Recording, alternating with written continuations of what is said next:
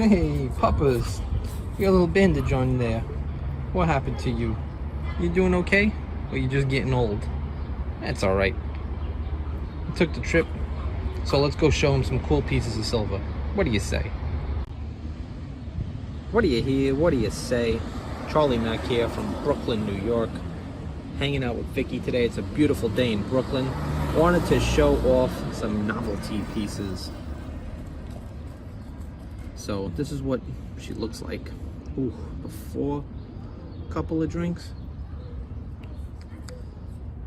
Get a couple of drinks in yet. Damn! Not bad at all. Another cool little novelty piece. Angel in the streets. Oh yeah. Devil in the sheets. Wow.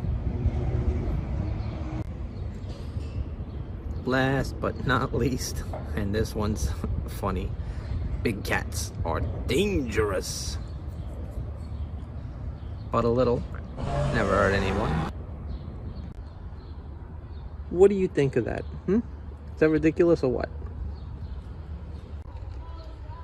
So there you go, folks. 3 ounces novelty pieces. Pretty cool. I normally don't collect this, but I thought these were really amusing.